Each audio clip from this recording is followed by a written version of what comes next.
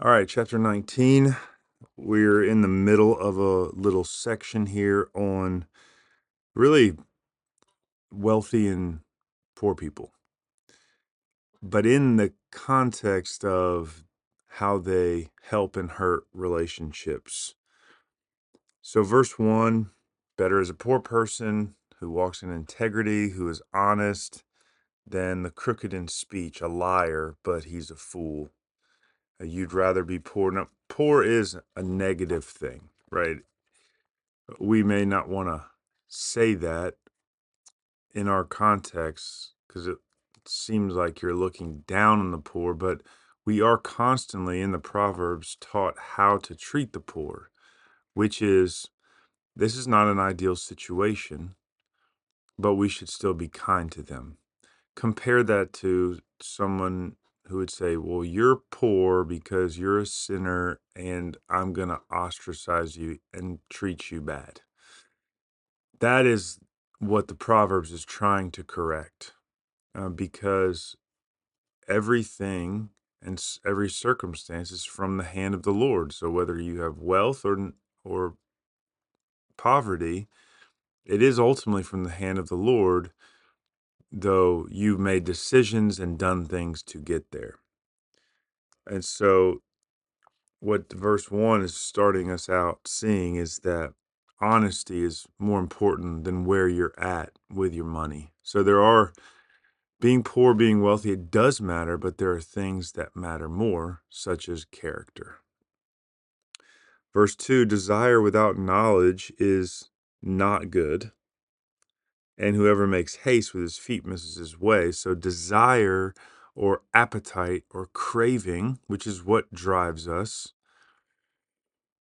without the harness or limits or understanding of what that desire represents. For instance, a sexual desire before marriage is dangerous, but once married is good and acceptable. Desire for food at certain times in the day is fine, but when you don't limit that desire, you're not going to be happy with the consequences. So it's not good. And if you make haste towards that desire, that's the second line of this of verse 2, you're going to miss the way. You're going to get off the path and you're not going to be happy. So don't make haste to follow your desire without knowledge. In other words, pause and think about this desire you're having. Where's it leading you? Because you're going to miss the way if you don't think about it. Verse 3, when a man's folly brings him his way to ruin, his heart rages against the Lord. So this explains verse 2 even further. You're going to have desire. You're not going to stop and think. You're going to run after it. You're going to miss your way. You're going to fall down. You're going to destroy your life. And then what are you going to do? You're going to blame God. Don't blame God. It's your own fault. Verse 4, wealth brings many new friends, but a poor man is deserted by his friends or by his friend. Now, this is not necessarily, okay, so you need to go be wealthy so you can have a bunch of friends. Why do you think wealth brings new friends? Well, it's not the character that's inviting these friends. It's the fact that they can get something out of the wealthy person, which represents the low character of the friend. So are these really friends? They're going to be, the quality of their friendship is going to be poor. And then unfortunately, poor people are deserted by their friends because, again, this friend, poor character, he's afraid that the poor friend is going to bring him down. So he leaves him. So this is just describing an outcome. So let's see if the Proverbs explain it further. Verse 5, a false witness will not go unpunished, and he who breathes out lies will not escape. Worry about these fake friends that are getting the friendship of the wealthy person. They're a false witness. It's going to go unpunished. They're not going to escape because, okay, so you're in the middle. You got above you, wealthy people are having all these friends, and you kind of are pulled towards that. But then below you is a poor person that's deserted by his friends. Don't go don't go try to keep up with the wealthy friends because they're false witnesses. But also don't desert the poor man either. That's what's being taught here. Verse 6, many seek the favor of a generous man or a noble man, and everyone is a friend to a man who gives gifts. Obviously, if you're giving a gift expecting something in return, well, that's kind of like a bribe, and that's not noble. It's not actually generous because you're not giving something away. And so this brings that to light so that you, with wisdom, read it and say, well, I'm not going to be like that person. When I give a gift, I'm not going to expect something in return. When I see a poor man be deserted by his friends, I'm going to go be a friend to him.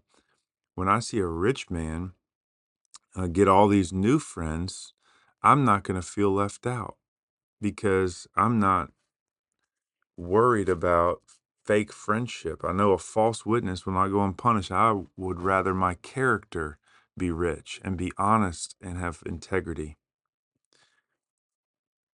Verse 7 and 8 show further how we should treat the poor. All a poor man's brothers hate him. How much more do his friends go far from him? This is not a recipe for deserting the poor. This is highlighting what happens to the poor so you could feel sorry for the poor and go befriend them. That's what this is teaching. Whoever gets sense loves his own soul. He who keeps understanding will discover good. Oh, I'd missed this, but verse 7 has 3 lines. That's very unique to the Proverbs. So verse 8 closes out this section with discovering good. It goes back to 18, verse 22, when he who finds a wife finds a good thing. And then here, when you get sense or wisdom, prudence, you love your own soul. And when you keep this understanding going, when you're on that path, then you will discover good. And this is all about discovery, this section. And in this immediate context, it's like discover how to treat the poor and how to think about the wealthy. Okay, the next section, verse 9 to 15, it's just some proverbs on how to behave. Well, not really how to behave, but what's going on in the palace and what's going on in the home. The palace representing the king's palace and how things happen in the high elite level of leadership is how we can think about that in our context. Again, verse 9 echoes verse 5. A false witness will not go unpunished, and he who breathes out lies will perish. If you think lies are damaging amongst friends in the courtroom, in the palace, among the leadership, it's going to matter much more. You can maybe get away with some lies at your house. They're always wrong, and the effects would be minimal. But you start lying to your boss at work, well, the consequences are going to get worse. Verse 10, it is not fitting for a fool to live in luxury, much less for a slave to rule over princes. And so fools shouldn't have money. That's going to ruin the social order. And so you shouldn't expect to get money by foolish tactics. But what's even worse when a fool gets money, because that affects things when fools have money, they just do dumb things. It's worse for a slave to rule over princes.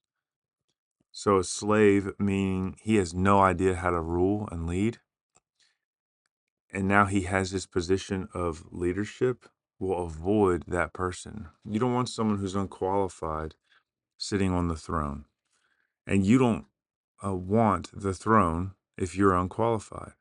Don't think that you're going to get to a high level of leadership with non-kingly characteristics, with foolish tendencies, with shortcuts. kings and leaders need to be trained in their character first in order to be good kings. And so, just like you shouldn't make shortcuts for wealth, you're going to affect things negatively. You shouldn't make shortcuts for leadership either, and avoid people that do, because they're shortcutting the social order that God has set up, and there's going to be some negative consequences for that. People in places of leadership should have wisdom, and with money as well, they should have wisdom. 11 and 12 speaks to the king and its subjects, so the boss and the employees. Good sense makes one slow to anger, and it is his glory to overlook an offense. Okay, so hey king, hey leader guy, uh, if you have wisdom, if you have good sense, you need to be slow to anger, and you need to learn how to forgive. These patience and forgiveness are two of the most important characteristics of a leader. However, subjects, employees, children, etc. A king's wrath is like the growling of a lion, but his favor is like dew on the grass. So, kings need to work on themselves, but in the meantime, as they do, we need to recognize that their wrath is a warning, and we need to avoid the warning. When you hear a lion growl, you back up. You don't step to him. That's not the way the world works. It's obvious. So when a king is growling, you need to back up. However, you need to look forward to his favor, which is like dew on the grass. And so that's just common sense, but it shows how we should um, behave in those circumstances. And also what to look for in a good leader, one who is patient and forgiving, and perhaps warns before he gets upset. Verse 13 through 15 speak more to the home than the palace. So let's check these out. A foolish son is ruin to his father, and a wife's quarreling is a continual dripping of rain. So this poor dad is just getting squeezed. He's got a foolish son that's just making him feel like a complete failure. And then he's got a wife who's also making him feel like a failure, that's just constantly bickering and nagging. And that's what that quarreling represents, a nagging wife. And this is, if a husband slash father's sin struggle is to growl like a lion and to not be slow to anger, perhaps the wife's temptation is to nag and to provoke to anger. And so this just is painting the picture of an unhealthy household. So obviously, sons, don't be foolish, wives, don't be nagging, and husbands, be slow to anger. Have good sense. Verse 14, house and wealth are inherited from fathers. And so obviously this speaks to the way that generational wealth goes down the family tree. But also, it just speaks to, perhaps the capacity of a man was given to him by his father, his capacity to produce wealth. And so, sons, I mean, look at your fathers, and that's probably where you're going to end up in life, in that same station in life, unless you do something to drastically change that.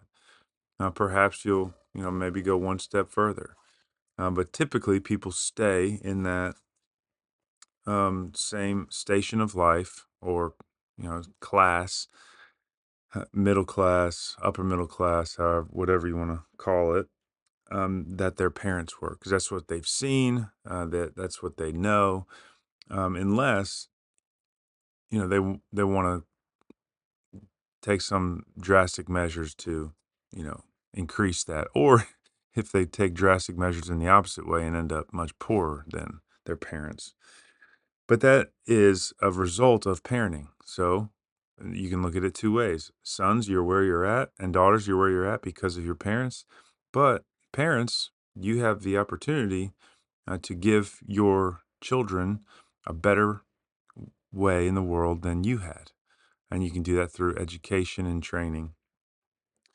However, a prudent wife is from the Lord. And so the wives are given by God. They're gifts. And this wife will help the household manage the house and wealth. House and wealth from the fathers, their ancestors, but a prudent wife who's going to help manage the house and the wealth is from the Lord. Verse 15, slothfulness casts into a deep sleep, and an idle person will suffer hunger. So if you have, one of the big issues in a household may be laziness, and this is just bringing that to light. It's going to cause hunger. And so husbands, household managers, you got to protect against this. Don't allow laziness in your house. All right, verse 16 to 23 is about compassion to the needy. And so let's jump into it. Verse 16, whoever keeps the commandment keeps his life. He who despises his way will die. So just an introduction. We haven't gotten to the subject yet. Verse 17, if you're generous to the poor, you lend to the Lord, and you will be repaid for your deed. That goes the same for someone who's spiritually poor. When you invest in someone who's spiritually poor through discipleship, man, you are racking up eternal rewards, dividends for that investment. So do it. But also, the Lord will repay you. If you give spiritual nourishment, well, you will receive it back from the Lord. We all know we could read the Bible every single day for 3 hours, and if it wasn't for the Lord, no, we wouldn't learn a thing. But he could move a lot during that time as well. And so we're dependent upon him to open our minds and eyes to behold truth. Verse 18, discipline your son, for there is hope. Do not set your heart on putting him to death. If you don't get discipline, well, you're basically setting your son up for failure. However, verse 19, a man of great wrath will pay the penalty. For if you deliver him, you will only have to do it again. In other words, if someone is resistant to your discipline, one of your sons, daughters, give them over to their foolishness and let them experience the consequences for themselves. That's what that's saying. Verse 20, listen to advice, accept instruction, that you may gain wisdom in the future. That's just a classic refrain of the Proverbs. Hey, checking in, son. Are you listening? Because I got some more things to tell you here. Verse 21, many are the plans in the mind of a man, but it is the purpose of the Lord that will stand. So submit to him. What is the purpose of the Lord? Seek that out, discover it, and submit, because it doesn't matter what you try to do, want to do, the Lord's purposes will prevail. Verse 22, what is desired in a man is steadfast love, and a poor man is better than a liar. So if you happen to be poor, be kind. That's what this is saying. Character is more important than your bank account. It's kind of a common theme. That's how to view people. Verse 23, the fear of the Lord leads to life, and whoever has it rests satisfied. He will not be visited by harm. Another 3-line proverb. So you are safe and secure when you are walking in the wisdom that God offers you, when you seek it out. The last section is how to treat fools. So each verse gives us a different kind of fool. Verse 24 shows us the lazy fool. And laziness kills. The sluggard buries his hand in the dish and will not even bring it back to his mouth. He can't even feed himself. And it's just a funny picture of a dangerous condition, which is that when you are lazy, you will become poor and ultimately die because of it. And that's extreme, but that's the direction it's headed. So why even go that way? Verse 25, the fool here is a scoffer. A scoffer is someone that's never going to repent. They make fun of the way of wisdom. But there's a second person here, the simple. The simple are uncommitted. They see the scoffer and they're like, maybe I'll go the scoffer way. And they see wisdom and they say, maybe I'll go wise way. I don't know. Well, when you strike a scoffer, when you discipline him physically, then the simple, we're going to learn prudence. So you got, 3 kids. One of them, the first kid probably, is going to be the man of understanding, and they respond verbally. The second one, probably the scoffer. And so you physically discipline the scoffer, knowing it's not going to help. And the simple, the third kid, is like, ooh, I don't like that physical harm that's happening over there. I'm going to learn a little prudence to get by. And that's where you get the first, second, and third child dynamic. Verse 26, he who does violence to his father, this is the third type of fool, the violent to the family type of fool, and they bring shame and reproach. Now, why does that happen? Well, because verse 27, they cease to hear instruction, and so they become violent. Just another consequence of not listening to wisdom. You become poor in your spirit, poor in your bank account, poor in your character. You become violent, you become angry, all the things. Verse 8, another type of fool. A worthless witness mocks at justice, and the mouth of the wicked devours iniquity. So this type of fool doesn't even care about the justice system. He doesn't tell the truth when it comes to being a good witness. He's not helping his community in any way. He's completely worthless. In verse 29, condemnation is ready for scoffers and beating for the backs of fools. So just kind of capping off this chapter, but it's not ending this section. We're going to continue looking at some different fools in chapter 20. But I guess 2 things that stuck out to me today in this chapter. Number one, how do we think of and treat the poor? Do we have compassion? If we don't, it really means that we need to um, just pray about our own relationship with the Lord and recognize how spiritually poor we were and how much Jesus loved us to save us and bring us to where we're at spiritually now. We need to show gratitude for that and just love and devotion, and we need to basically mirror that to others, whether they're financially poor or physically poor, financially poor or spiritually poor. Sorry. And then secondly, just how do we treat authorities? It talks about kings, and I think in our culture, when we hear the word authority, we kind of buck up. But it's just a social order. Ultimately, Jesus is our true king and the king of kings. And that's why we can submit to authority because we know that there's underneath the authority of Christ, and this whole world is, and he's sovereign, and nothing can happen outside of his plan. And he's much more focused on your character in every situation. And so it gave me added motivation to be humble, because that's how I want to treat all authority and all people under me too, is with humility, with love, with kindness, and compassion. And so I'm asking the Lord today for myself to just increase my devotion to him in those ways. And I'll pray for you as well.